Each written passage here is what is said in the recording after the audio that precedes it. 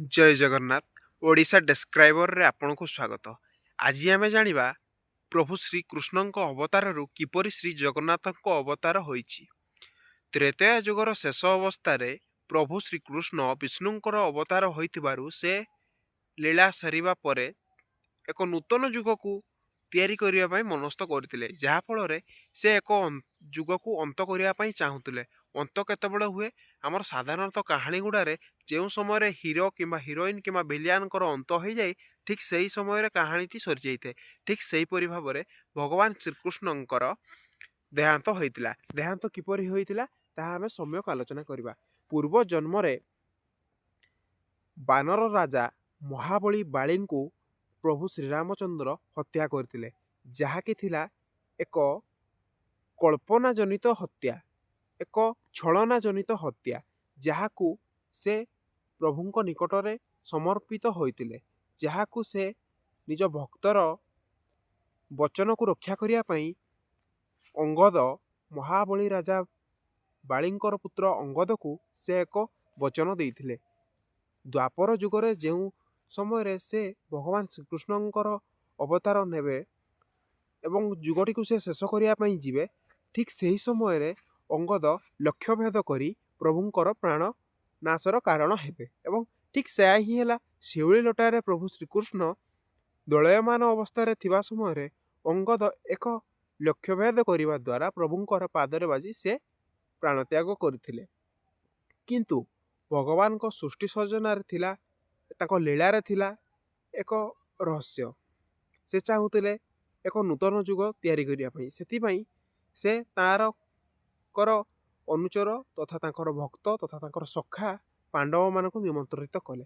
ପାଣ୍ଡବମାନଙ୍କ ଦ୍ୱାରା ତାଙ୍କ ଶବ ସତ୍କାର କରିବା ପାଇଁ ସେ ଚାହିଁଲେ ଏବଂ ସେୟା ମଧ୍ୟ ହେଲା। ପ୍ରଭୁଙ୍କର ଶବ ସତ୍କାର କରିସାରିବା ପରେ ସମଗ୍ର ଶରୀରଟି ତାଙ୍କର ଜଳିଯାଇଥିଲା, କିନ୍ତୁ ତାଙ୍କ ହୃଦୟ ଜଳିନଥିଲା। ଏପଟେ ଅନ୍ୟ ଏକ ଯୁଗକୁ ତିଆରି କରିବାକୁ ଯାଇ ପ୍ରଭୁ ସ୍ୱପ୍ନାଦେଶ ଦିଅନ୍ତି ଅବନ୍ତୀର ରାଜା ଇନ୍ଦ୍ରଦୁମ୍ନକୁ। ଇନ୍ଦ୍ରଦୁମ୍ନ ତାଙ୍କର ଚତୁର୍ଦିଗରେ ଚାରିଜଣ ଜ୍ଞାନୀ ଗୁଣୀ ପଣ୍ଡିତ ବିଦ୍ୱାନମାନଙ୍କୁ ପଠାଇଥାନ୍ତି। କିନ୍ତୁ କିଛି ଦିନ ପରେ ବିଶ୍ୱାବସୁ ନାମକ ଏକ ଶବର ରାଜା ପ୍ରଭୁଙ୍କର ନୀଳମାଧବ ରୂପକୁ ଏକ ଜଙ୍ଗଲ ମଧ୍ୟରେ ପୂଜା କରୁଥିବାର ସନ୍ଧାନ ମିଳେ। ସେ କିପରି ମିଳେ ଆସନ୍ତୁ ଆମେ ଆଲୋଚନା କରିବା। ଯେଉଁ ସମୟରେ ଏକ ଋଷି ଅବନ୍ତୀର ରାଜା ଇନ୍ଦ୍ରଦୁମ୍ନଙ୍କୁ ଯାଇ ତାଙ୍କ ସଭାରେ କୁହନ୍ତି ପ୍ରଭୁଙ୍କର ଏକ ନୂତନ ଯୁଗର ଆରମ୍ଭ ହୋଇଛି ଏବଂ ସେହି ନୂତନ ଯୁଗରେ ପ୍ରଭୁଙ୍କ ଅବତାରକୁ ଆପଣ ଅନୁସନ୍ଧାନ କରନ୍ତୁ, ଆପଣ ହିଁ ପ୍ରଭୁଙ୍କର ନୂତନ ଅବତାରର ମୁଖ୍ୟ କାରଣ ହେବେ। ଏହା କହି ସେ ଚାଲି ଆସିଲେ। ତାପରେ କ'ଣ ହେଲା ନା, ଇନ୍ଦ୍ରଦୁମ୍ନ ରାଜା ଚିନ୍ତାରେ ପଡ଼ିଲେ ପ୍ରଭୁଙ୍କର ଏପରି ଛଳନା, ଏପରି କଳ୍ପନା, ଏପରି ମାୟା ମଧ୍ୟରେ ମୁଁ କିପରି ପ୍ରଭୁଙ୍କୁ ଅନୁସରଣ କରିବି, ଅନୁସନ୍ଧାନରେ ପାଇବି। ତେଣୁ ଚତୁର୍ଦିଗକୁ ସେ ଚାରିଜଣ ବିଦ୍ୱାନଙ୍କୁ ପଠାଇଲେ। ସେଥିମଧ୍ୟରେ ଥିଲେ ଜଣେ ବିଦ୍ୱାନ ହେଉଛନ୍ତି ବିଦ୍ୟାପତି। ସେ ଉତ୍କଳ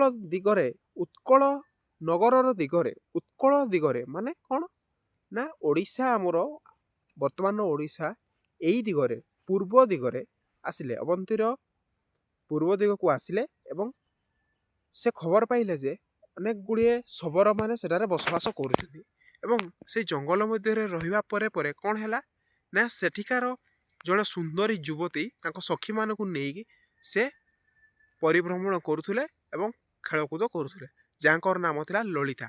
ତାଙ୍କୁ ସେ ଦେଖିବା ପରେ କ'ଣ ହେଲା ନା, ତାଙ୍କୁ ପ୍ରେମ ବିବାହ କରିବା ପାଇଁ ମନସ୍ଥ କଲେ ଏବଂ ସେ ମଧ୍ୟ ସଫଳତା ପାଇଲେ, ପ୍ରେମ ବିବାହ କଲେ ଲଳିତାକୁ। କିନ୍ତୁ ସେ ଜଙ୍ଗଲ ମଧ୍ୟରେ ଅନେକ ଦିନ ରହିବା ଯୋଗୁଁ ଏପଟେ ଇନ୍ଦ୍ରଦୁମ୍ନ ରାଜା ଅବନ୍ତୀର ସେ ବହୁତ ଚିନ୍ତାରେ ଥିଲେ କ'ଣ ହେଲା କ'ଣ ନାହିଁ। କିନ୍ତୁ ସେ ତାଙ୍କର ପତ୍ନୀଙ୍କୁ କହିଲେ ଆପଣଙ୍କ ପିତା ବିଶ୍ୱାବସୁ ପ୍ରତ୍ୟେକ ଦିନ ଫଳମୂଳ ନେଇ ସେ ପୂଜନ କରିବା ପାଇଁ କେଉଁଠାକୁ ଯାଉଛନ୍ତି। ଲଳିତା କହିଲେ ପତିଦେବ ମୋତେ କ୍ଷମା କରିବେ, ମୁଁ ସେ ବିଷୟରେ ଅବଗତ ନାହିଁ, ସେଟା କେବଳ ମୋର ପିତା ହିଁ ଜାଣିଥିବେ। ଏଣୁ ସେ ଯାଇ ତାଙ୍କ ଶ୍ୱଶୁରକୁ ଅନୁରୋଧ କଲେ ଯେ ପିତା, ମୋତେ ଆପଣ ଯେଉଁଠାରେ ପୂଜା କରୁଛନ୍ତି ସେଟାକୁ ମୋତେ ନିଅନ୍ତୁ। କିନ୍ତୁ ତାଙ୍କ ଶ୍ୱଶୁର ବିଶ୍ୱାବସୁ କହିଲେ ମୁଁ ସେଟାକୁ ନେବି, କିନ୍ତୁ ଗୋଟେ ସର୍ତ୍ତରେ। ମୁଁ ନେବା ସମୟରେ ଆପଣଙ୍କ ଆଖିରେ ପଟି ବାନ୍ଧିକି ନେବି, ପୁଣି ଆଣିଲା ବେଳେ ପୁଣି ଆଉଥରେ ପଟି ବାନ୍ଧିକି ଆଣିବି। ବିଦ୍ୟାପତି ତ ବିଦ୍ୟାର ଅଧିକାରୀ। ସେ କହିଲେ ହଁ ଠିକ୍ ଅଛି, ଆପଣ ସେୟା କରନ୍ତୁ। ତାଙ୍କ ଦୁଇ ଜଣଙ୍କ ଭିତରେ ଠିକ୍ ଠାକ୍ ଭାବରେ ତାଙ୍କର ଦୁଇ ଜଣଙ୍କ ମଧ୍ୟରେ ମନସ୍ଥ ହେଲା, ଯୋଜନାର ଆରମ୍ଭ ହେଲା ଏବଂ ଦୁହେଁ ସାରା ମିଶି ଜଙ୍ଗଲ ମଧ୍ୟକୁ ସେଇ ନୀଳମାଧବଙ୍କ ରୂପକୁ ଦର୍ଶନ କରିବା ପାଇଁ ସେମାନେ ଗଲେ। ଗଲା ବାଟରେ ବିଶ୍ୱାବସୁ କ'ଣ କଲେ ନା ତାଙ୍କର ପାଖରେ ଥିବା ସୋରିଷକୁ ସେ ତାଙ୍କର ଲୁଗା କାନି ମାନେ ଯେଉଁଟାକି ତାଙ୍କର ସେ ବସ୍ତ୍ର ମଧ୍ୟରେ ଧରିଲେ ଏବଂ ଯେଉଁ ଯେଉଁ ବାଟରେ ସେ ଗଲେ ସେ ବାଟରେ କିଛି କିଛି ସୋରିଷ ସେ ବିଞ୍ଚି ଗଲେ, ଯେଉଁଟାକି ଆମ ଚାଷୀମାନେ ବୁଣିବା କୁହାଯାଏ। ସେ କିଛି ସୋରିଷ ବୁଣି ଗଲେ ଏବଂ ସୋରିଷ ଗୁଡ଼ିକୁ ଏମିତି ଭାବରେ ସେ ବୁଣିକି ଗଲେ ସେ ପରେ ଯେଉଁ ସମୟରେ ସେମାନେ ଆସିକି ପୁଣି ଜଙ୍ଗଲ ମଧ୍ୟରେ ପ୍ରଭୁ ନୀଳମାଧବଙ୍କୁ ଖୋଜିବେ, ସେ ପାଇବାରେ ସେମାନଙ୍କୁ ସହଜ ହେବ। ସେମାନେ ଦର୍ଶନ କରିକି ଆସିଲେ। ତାପରେ କିଛି ଦିନ ପରେ ବିଶ୍ୱାବସୁ ଲଳିତା ଏବଂ ତାଙ୍କର ପିତା ବିଶ୍ୱାବସୁଙ୍କୁ କ୍ଷମା ପ୍ରାର୍ଥନା କରି ସେ କହିଲେ ମୁଁ ଏବେ ଅବନ୍ତୀକୁ ଯିବା ଦରକାର। ରାଜା ସନ୍ଧାନ ନେଇ ତାଙ୍କୁ ଡକେଇ ପଠେଇଛନ୍ତି। ସେ ଦୁଇ ଜଣ ମିଶି ଗଲେ, ଲଳିତାକୁ ତାଙ୍କ ପତ୍ନୀ ହିସାବରେ ସେ ନେଇକି ଗଲେ ଏବଂ ଏପଟେ ସ୍ୱପ୍ନାଦେଶ ମାଧ୍ୟମରେ ଅବନ୍ତୀର ରାଜା ଇନ୍ଦ୍ରଦ୍ୟୁମ୍ନକୁ ଏବଂ ରାଣୀ ଗୁଣ୍ଡିଚାକୁ ମହାପ୍ରଭୁ ବିଷ୍ଣୁ ଏକ ଖବର ଦିଅନ୍ତି ସମୁଦ୍ର ତୁଠରେ ମହୋଦଧି ତୁଠରେ ଏକ ଦାରୁ ବ୍ରହ୍ମ ଆସି ଅଛି ଏବଂ ସେଇ ଦାରୁରେ ମୋର ମୂର୍ତ୍ତି ତିଆରି ହେବ। ଏହା ଜାଣିବା ପରେ ବିଶ୍ୱାବସୁର ଆଗମନ ପରେ ରାଜା ଅବନ୍ତୀର ରାଜା ଇନ୍ଦ୍ରଦ୍ୟୁମ୍ନ, ରାଣୀ ଗୁଣ୍ଡିଚା ଏବଂ ବିଦ୍ୟାପତି ମିଶିକି ମହୋଦଧି କୂଳକୁ ଗଲେ ଏବଂ ସେଠାରେ ସେ ଦାରୁକୁ ଦେଖି ସେମାନେ ଉତ୍କଳର ପାଦ ଦେଶକୁ ଆଣିଲେ। ତାପରେ କ'ଣ ହେଲା ନା ଆମର ଅନେକ